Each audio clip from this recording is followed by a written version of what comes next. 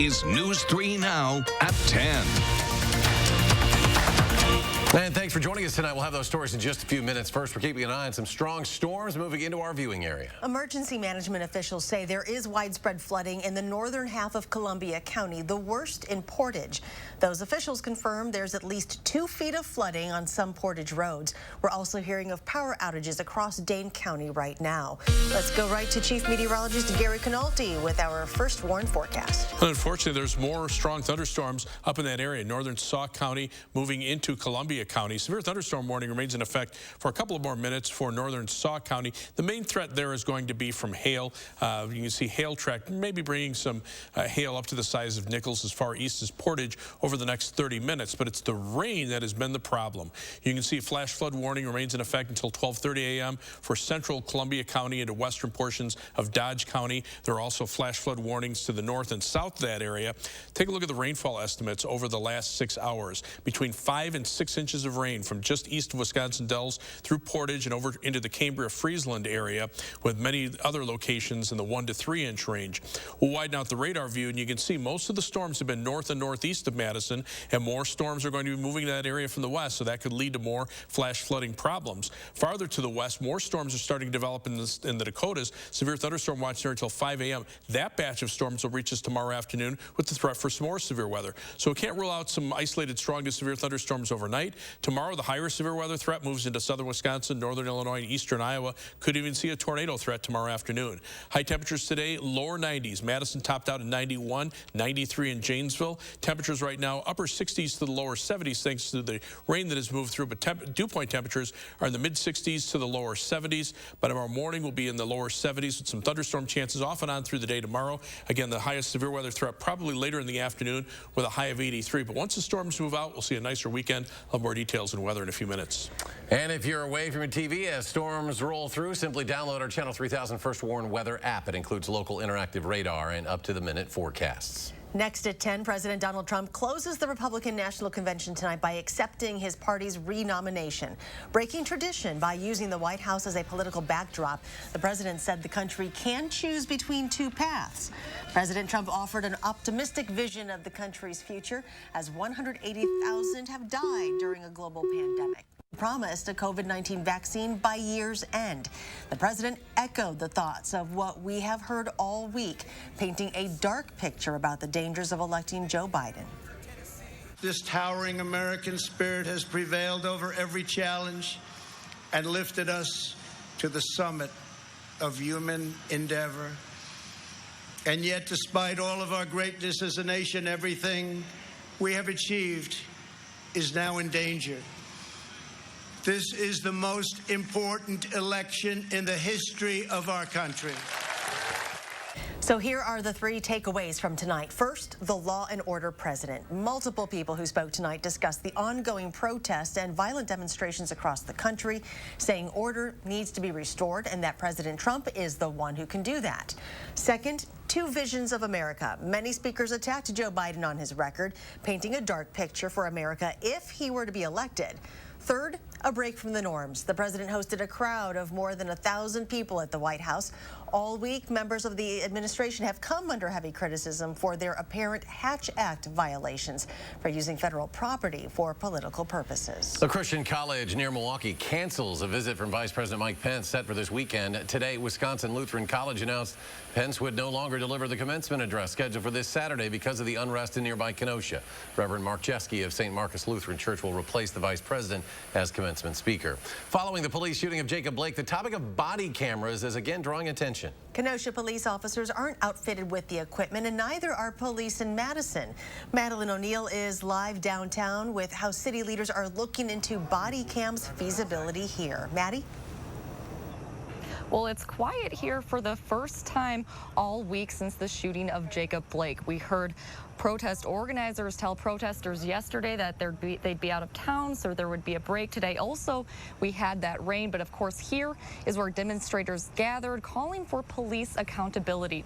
We heard those same calls following the death of George Floyd back in June. We heard from police and a city alder that they were hearing dozens of community members calling for body cams. But at a meeting tonight for a committee looking into the feasibility for Madison police, invited speakers said that body cams don't lead to accountability. Representatives of the group Freedom Inc., who have been organizing a lot of these Black Lives Matter protests, say the system is set up to protect police regardless of what footage is captured. And that's really where I think we need to be investing our resources and investing our intentions, not on just another image, right, but on the power, the ability for communities to intervene and say this was wrongdoing.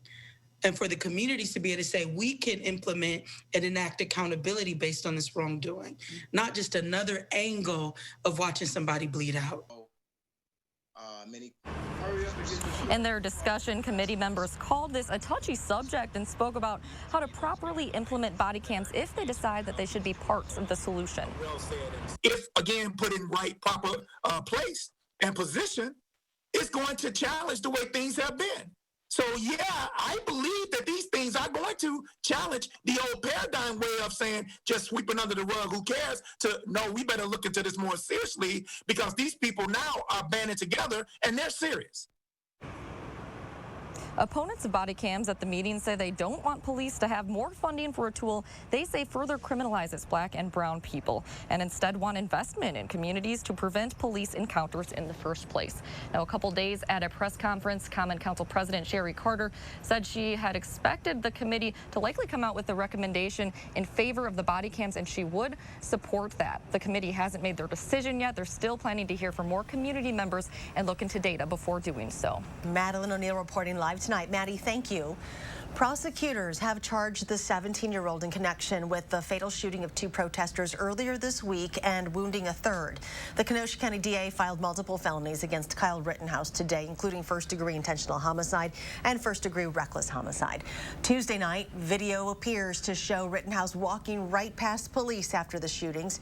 He was arrested the next day in his hometown of Antioch, Illinois. National Guard troops from Alabama, Arizona, and Michigan are on their way to Wisconsin to help with the unrest in Kenosha. The governor, lieutenant governor, and adjutant general of the Wisconsin National Guard discussed it this evening. We're here to preserve public safety and the ability of individuals to exercise their First Amendment rights to lawfully and peacefully demonstrate. That's really the bottom line for the National Guard. National Guard troops have been on duty in Kenosha since Monday when authorities in Kenosha made an initial request for assistance. 4 law enforcement organizations want Governor Evers and Lieutenant Governor Mandela Barnes to stop commenting on the shooting of Jacob Blake until the state's investigation is complete. Representatives from the groups accused the pair of fanning the flames of anger during an already tense period. Last night was Kenosha's quietest night since Jacob Blake was shot on Sunday. Protesters did stay out well past the 7 p.m. curfew, and there were several more arrests, but there were no major conflicts in the streets. Today, during a separate event, we heard from Blake's sister, while local authorities are promising that change is coming and that protesters will be kept safe. The most important aspect of what is going on is the safety of all people. Safety in the city of Kenosha, and making sure that the residents understand that the law enforcement, the National Guard, the Sheriff's Department, all of them, they're here to be protected and to help protect the community, and to also keep protesters who are peaceful protesters safe. This is nothing new. I'm not sad. I'm not sorry. I'm angry. And I'm tired. I haven't cried one time. I stopped crying years ago. I am numb. I have been watching police murder people that look like me for years. Sources tell CBS News the FBI has sent special agents to Kenosha to help in the investigation. The officers involved in Blake's shooting have been placed on leave. The Green Bay Packers are taking a moment to react and reflect on the police shooting and other social injustices today. Earlier, the Packers, as well as several other NFL teams, decided not to hold practice. It comes after both the Bucs and the Brewers decided not to play their games yesterday, but both teams will be back in action. The Brewers played a doubleheader today, while the Bucs will also resume play soon noon against the Magic. We'll have more on this coming up in sports. The Bucks' decision not to play yesterday was only the second time in history players have boycotted a game. Their decision received a lot of praise, but also some criticism. A sports sociologist we spoke with today says athletes can often spark significant change in the world. Some examples: Colin Kaepernick taking a knee, college football players pushing to remove Confederate flags from stadiums, even rugby players helping end apartheid. When athletes, and particularly when athletic organizations, take a stand on political issues, they often get their way. When change is in the process, if they stand up and say, this is the way things ought to be going. And I see that as what they can do now. Professor Jane Piliavin has taught sports sociology at UW-Madison for decades. She said the Bucks and Brewers sitting out will not only further the national conversation, but could put real pressure on lawmakers. Still to come tonight, we'll go back to Gary Canalti with your updated forecast, including the latest chances for severe weather, plus an update on now tropical depression, Laura, and the path of damage left behind. Stay with us. Buy a select 2020 Volkswagen today, and you won't pay any interest for the next 6 years. Click, call, or come by your Volkswagen dealer today and get 0% APR financing for 72 months on select 2019 and 2020 models. Let's summer. Let's dine out by truly dining out. Let's serve up the freshest of food with a side of fresh air. And save a little money without sacrificing the savory. Let's raise our tongs to tasty by introducing our grills to new thrills and make mouths water more than a backyard slip and slide. Let's live a little more by having another s'more. Because summer is here, and no one does summer savings like Festival Foods. Keep your lawn growing strong with Menards Premium Fall Lawn Food. This ready-to-use formula covers 5,000 square feet. Right now, it's only $8.88 after 11% rebate. Scott's Sun and Shade Grass Seed grows in extreme conditions, including full sun and dense shade. Pick up a 3-pound bag for just $11.99 after 11% rebate. Save with 11% off everything at Menards. Save big money at Menards. Get free Sprecher beer or soda for the entire football season right now during Steinhaffel's Made in the USA sale. Save 35 to 75% store-wide, plus get an extra $50 off and Wisconsin-made Sprecher beer or soda. Steinhaffel's has the largest selection of quality American-made furniture and mattresses, and it's all on sale. Plus, get special financing for 60 months and free in-carton shipping. Save big and enjoy a Sprecher on us when you shop Steinhaffel's Made in the USA sale. Culver's is a family restaurant. To me, that means being the place that puts a smile on everyone's face. We're famous for our cooked-to-order butter burgers and frozen custard made daily inside our restaurants. But we've always believed more menu options mean more ways to brighten your day.